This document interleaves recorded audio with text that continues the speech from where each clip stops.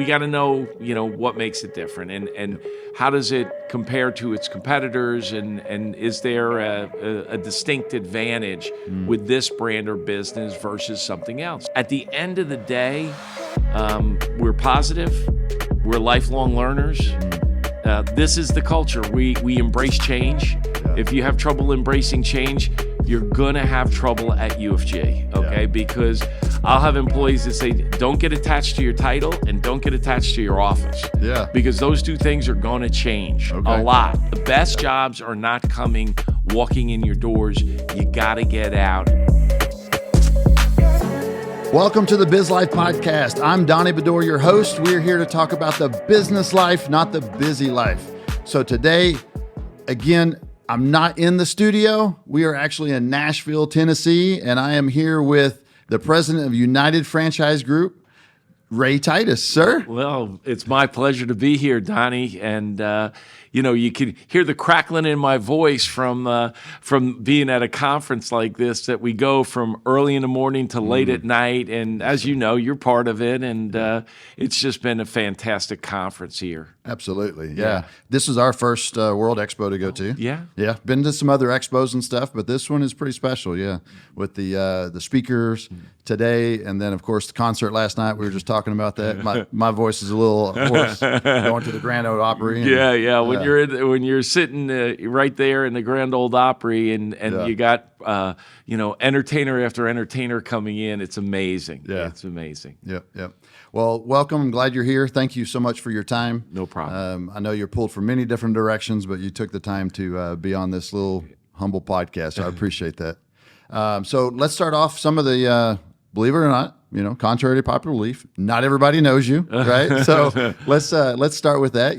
Give us a little bit of history. No problem. I'm kind of a product of birth in my business. My dad started Minuteman Press, the printing franchise, in the 70s, and my 8th grade school paper was how to start a franchise company, and got a B+ because of grammar.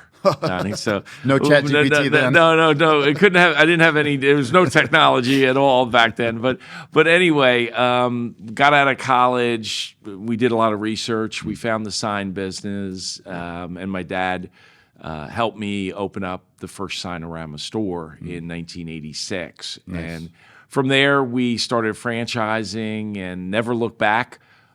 Today we're up to 11 brands, 1,600 franchisees in 80 countries worldwide. And last night, that concert, we had about 2,000 people there, Donnie. Yeah. And so it was pretty cool. Cool. A lot of fun. But yeah, the business is franchising, and we love helping entrepreneurs and helping people reach their dream of owning their own business. Yeah. But then making sure that it becomes a successful business. That's really the key also. Yeah. Family, go ahead and talk about. Yeah. Oh, absolutely. My wife and I have been married. We'll be 35 years this August. Congratulations. Thank you. Yep. And we have 3 great boys. They are all working the business. Yep. And the 2 older ones are both married, with each have a daughter.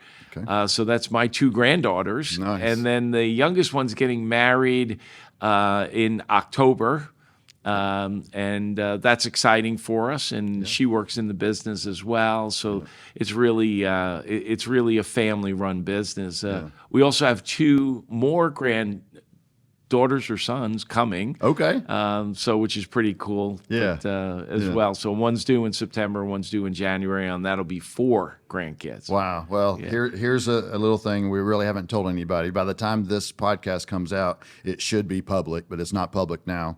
My son picked us up from the airport. They just got married in November, and they picked us up to go to the airport to come here. And he had a couple pregnancy tests in his hand. They're positive. Oh, yeah. So I'll be a granddad as well too. Awesome. This is our first. Welcome to the club. Yeah, it's that's great. I heard it's pretty fun. So. It's been fantastic. Yeah, nothing like it. Yeah. So you'll love it. You'll love it. Yeah. So hey, for those that are watching, again, This podcast is dedicated to you, our listeners. Without you, this wouldn't exist. I'd just be a guy in the middle of the room talking about myself. So, thank y'all for watching. Please like, share, subscribe out. It really helps the algorithm get the channel out there. So, help us to get it to grow. So, all right. Well, let's go into. I'd like to dive in a little bit about, because you are, you just haven't had these franchises that you have now. You've had other ones before, and you've sold them and everything. Is there something, what triggers this is something, right? Is there a formula, not necessarily a formula, but what is that trigger for you that says, I like this franchise? Well, sometimes it's a business before it's a franchise, and we have a company that turns businesses into franchises, so we can look at those as well. Okay. And an idea comes along that really looks good. That's kind of how Gray's Craze came along. They were talking to our consulting company about turning it into a franchise. Yeah. I ended up flying to Oklahoma and checking it out and falling in love with the concept, and we ended up purchasing it. Yeah. Now, sometimes we partner with a brand and keep the principles in the business and work with them that way. Yeah. But when we're looking at these businesses, Donnie, we focus on a couple different key points. The first thing is there what's the differentiator in this business from anything else that's out there? Yeah. Like, what makes it different? Right. And so we got to know, what makes it different, and how does it compare to its competitors, and is there a distinct advantage with this brand or business versus something else? Do they have technology? Do they have, whatever it is, the secret sauce, right? And so that would be one thing. The next thing would be the team. Okay. The people that are in the business. Yeah. And is this a business we're purchasing, or is this a business we're growing? And we can utilize some of our team in a lot of different cases. We have shared services for all our brands, which includes legal and accounting, and I'm the CEO, so I'm shared service also, right? Front receptionist is a CEO. Our warehouse is a shared service. So we have all these shared services. That makes sense. And so we look for the team. Yeah. And then lastly, we're looking to see what kind of fit this makes with the rest of our brands. Yeah. Right. Gotcha. And so are they going to fit our culture? Because sometimes it just doesn't work because of culture. Right. Yeah. We're all different. Yeah. We have our ways. We're family oriented, but we're also very goal oriented. Yeah. And we don't hold back. Okay. And some people they suppress their emotions a lot, and and that does not work with us. Right, Okay, like right. we're originally from New York, a lot of us, so we're gonna say how we feel. We wear a little bit of our emotions on the sleeve, Sure. and I think a lot of our franchise owners really like that part of it because they don't have to guess where we stand on things. And, I agree. It's straight up, and that's how I would like to be handled as well. Sure. But so those are the key things that we look for. Yeah. Obviously, when you peel the onion after those three, like if we pass through those, it doesn't mean, okay, check, we're buying this business or sure. we're investing in this business. Right. But that would kind of be the first stage. Yep. After that, we need to know, what are the average unit economics look like? Oh, yeah. Yeah, show me the numbers. Yeah, we got to get Absolutely. into the numbers. Yeah, What's profitability look like? Yep. What's what they call an item 19 for their franchise disclosure document? What would that look like? And Right. Again, are we looking at a flagship location where somebody just started with one, or we started talking about a chain of stores? Like last year, we bought Intelligent Office, and that was a co-working business, and still is. Yeah. And now it's under our umbrella, and fantastic to kind of bring that into the team. Yeah. In the same breath, a lot of that team did not fit with us. They were, they're not based where we are. They didn't have a background in the business, and so we built and added more to the team. Yeah. Just as a coincidence, one of our staff members had worked at Intelligent Office prior to the purchase. Yeah. So she moved into that brand. Okay. And so, which is pretty neat. She Made sense, yeah. Yeah, Darcy does a great job with that. That's yeah. cool. That's yeah. cool. So, I would like to talk about culture because that's one thing I really have noticed with your brands and just with the company, right? That the culture that you have built, it's pretty impressive. Just from looking on the outside coming in as the new kid on the block, I guess you could say, right? Yeah. And that doesn't come from not being intentional. Yep. Right. What are some things, some intentional things that you see yourself doing to build that culture? Right. As a new entrepreneur is coming up, I think culture is super important. Right. I think culture will trump policies a lot of times. It's kind of like they say, everybody talks about how strategy eats everybody else's breakfast, right? And so at the end of the day, culture is what eats everything, right? And so what we have been very intentional about is, we're family, but we're not the type of family that's sitting around the campfire just holding hands and singing songs, okay? Right. We've got some of that to our company, but we have a lot more that's of the challenging nature. Like, we don't have a problem challenging our best people and to make them even better. And we have a philosophy of lifelong learning here. Okay. I'm 61 years old. Last week I was at a seminar for AI. Okay. I understand it. I get it. And we ended up making an investment into an AI company looking toward the future, not only for our company, but for our franchisees as well. Yeah. So they're here on the trade show floor. You should check them out, Donnie. I definitely will. Yeah. So, but from our standpoint, when we look at culture, I would take a step back. You can't spell culture without the cult. Okay. So I'm going to give you some companies that have great culture, and there's always someone on the other side that will say that company's a cult, like Chick-fil-A or Southwest Airlines, or like you can go right through the best companies in the world that have built up incredible culture, but that cult-like, focus on those things. And obviously I don't mean the cult part of the negativity. No, part, I totally get it. Yeah. But that would be another big part of our culture is positivity. Okay. Like, we don't tolerate negative people very well.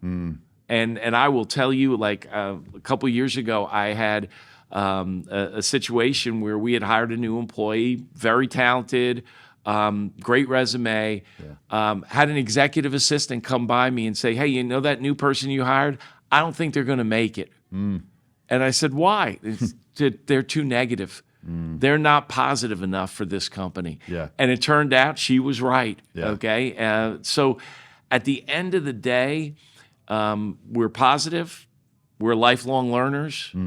This is the culture. We embrace change. If you have trouble embracing change, you're going to have trouble at UFG, okay? Because I'll have employees that say, don't get attached to your title and don't get attached to your office. Because those two things are going to change a lot at our company. Well, and I'm glad you brought that up, because that is one thing, again, from the outside looking in, I do notice, right? And so could you tell me the methodology and why you do that?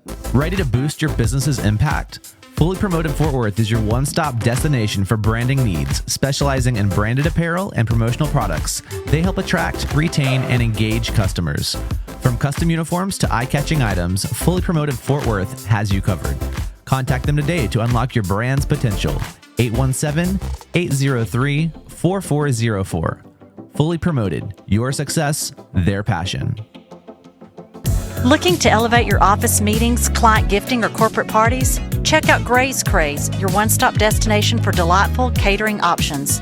Imagine impressing your colleagues and clients with our large charcuterie board, carefully curated with the finest artisanal cheeses, premium meats, and an array of accompaniments. And when it comes to client gifting, nothing says thank you quite like a luxurious selection of gourmet treats designed to meet your every need. Gray's Craze, catering that leaves a lasting impression. So we're a growth from within company. Okay. Yeah. When in doubt, we're growing from within. Yes. Okay. Now, there are going to be times where we have to hire on the outside for talent, because we have outgrown our own crew. Right. That happens from time to time. Yeah.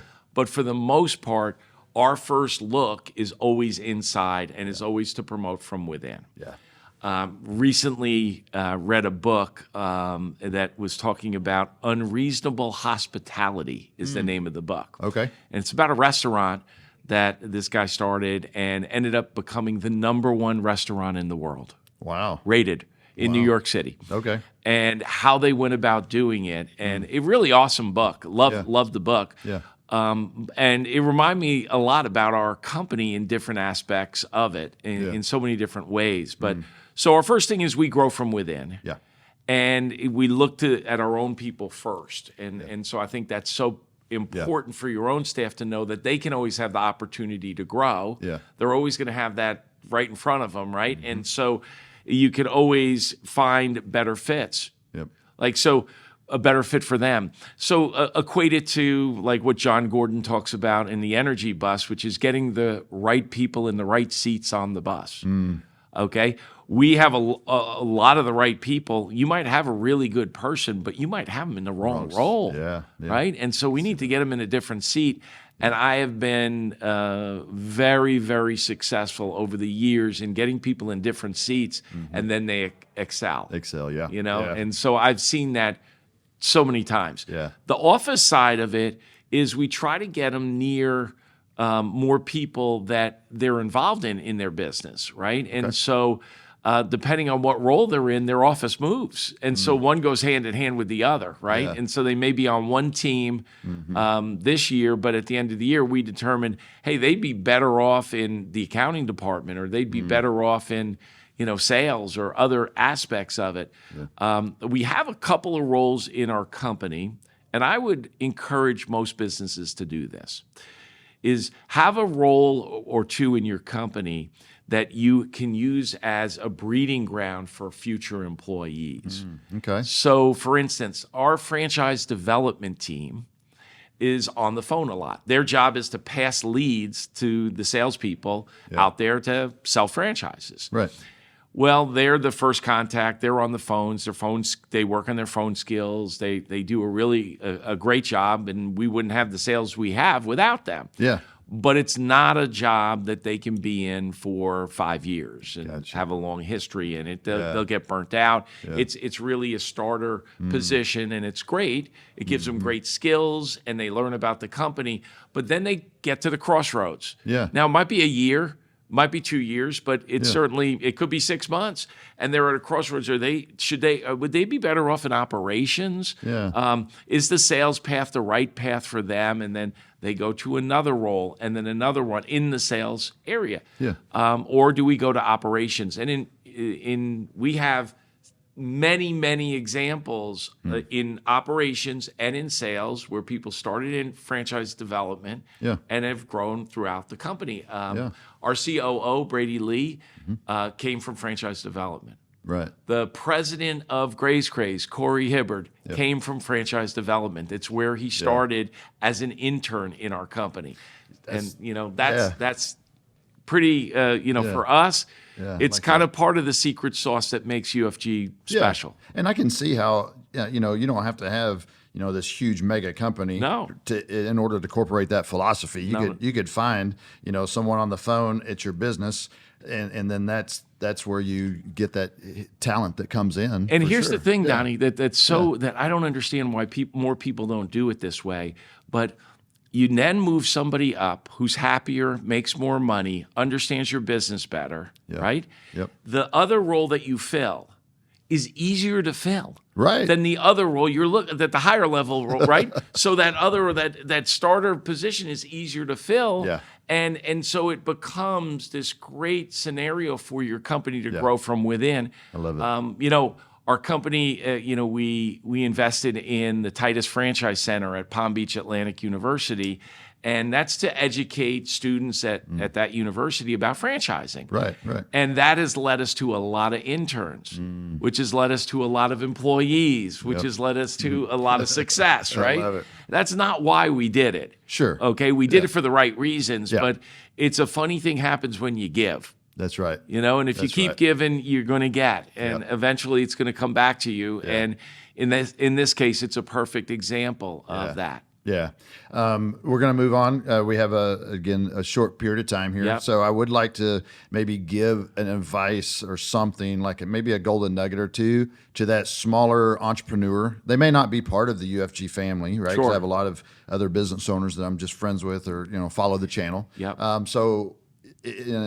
And I know you always like this. You're like, okay, what stage? What stage am I in to give this advice? And I have a story about that in just a second, so hopefully I don't forget it. But yeah, just the newest one, right? The 1 to 2 years, brand new start type of kid. Look, I would give them the advice. The first advice I would say is sales and solves a lot of things, right? And so focus on your sales and marketing and get your volume, your sales volume up, because that's got to be your first focus and grow your business. Yeah. Number two, along with that, in the same breath, get out of your store. Stop sitting in your business and waiting for good things to happen to you. Go out and make it happen. If you're in a restaurant, go get some catering orders. Yeah. If you're in any other business, just get out. The best jobs are not coming walking in your doors. You got to get out and then network. Yeah. Networking and embracing the technology, whether it's AI, whether it's, whatever it might be that you need to work on, a podcast or like this, or, a website or mobile app or whatever it might be. Embrace that technology side. Don't fight it. Right. Yeah, I love it. And the story I was thinking of, so whenever we bought Gray's Craze, the first one, and we were at in the lunchroom, and there's an hour that we get to spend with Ray Titus. It's the first time I ever met you. Yes. Right? And so you were telling, different stories, wrapping the car and just different things. And the whole time I'm thinking, okay, what question can I ask Ray Titus, right? And you may not remember it, but at the end, there were some other people like, how do I find the right person and all this stuff, I'm like, okay, you could probably ask anybody that. But you have Ray Titus here, there has to be a good question out there. And it just popped in me. I'm like, okay. And I'm going to ask you again to see if it changed. But the question I asked was, if you could only have 2 books ever in your life to ever read again, because I know you're a big advocate book reader. Yes. These only 2 books. And we're going to throw the Bible over on the side because that's a gimme. Yes. Right? And that's exactly that's what you said too. So besides that, right? What would be the 2 books that you would read? Wow, that's a great question. And you're right, it evolves because as you read more and more, I read 30 to 40 books a year. I write 1 book every year. I've done that for 8 consecutive years now. My book this year coming out is The Power of Questions. And Perfect. And I'm going to read that one. I'm going to pass that out here. So and usually, haven't seen my books. They're small. They're easy reads. Yeah. But if I'm looking at 2 books. Now, I will say you had said there was a coaching book. Yeah, you said. There's always one. And then there was you gave Profit First as the other one. I think for any business owner, Profit First from Mike McAllix is a must read. Yeah. Like that is a absolute must. Yeah. I think the Energy Bus from John Gordon is an excellent little book. I have not read that. Yeah, that's a really, really good book. Okay. John Gordon has a great way about him. He's got tons and tons of books. Yeah. He does a wonderful job. Yeah. And so he's really good. I'll give you one from, Lincoln on Leadership was, was very good. But Straight Line Leadership. Straight Line Leadership is a book from my past that I was given to me by a franchise owner. Okay. And it's really, really, really good book. I think everybody should read it. Yeah. But if I'm picking only 2 books right now for your listeners, I'm definitely going with Profit First. Okay. That's my first round draft choice. Yeah. Okay. Yep. And my second round draft choice is I'm going to stick with the Energy Bus. Gotcha. Okay. Perfect. All right. So secretively, I've been going around to your family and different people in leadership here and saying, I have Ray Titus going to be on the podcast. What should I ask him? Oh boy. Yeah. And I won't say everything that everybody. There was a few, requests for raises, things like that. Put me on the spot. Go for it. Yeah. Go ahead. So I had one. I was like, you know what? That's probably a pretty good question. What's the worst thing that you've ever done? That's funny because that's a question I ask sometimes when I'm interviewing people. That's where that comes from. Okay. The worst thing I ever did was it involved alcohol, some beer. Okay. And we were in a bar, and the bartender was ignoring us. And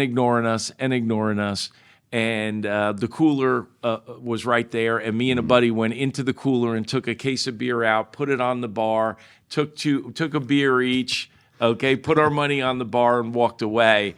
And you might think, oh, that's harmless or anything else, but they didn't take it that way. There were some bruises on our bodies the next day, so that was not a good thing. From there, I'm sure if I look back on my life, I probably didn't break up with girls the best way when I was younger, and I should have been more, caring about their feelings when those things happen. But they broke up with me too, and they told me they just want to be friends. Right. But yeah, I think that would, that would one of those, that's funny. I think I look back on it and anything bad that I've ever done in my life usually involved alcohol. Of course. Okay. Right, yeah. So I'll drink 2 beers now and that's it. So I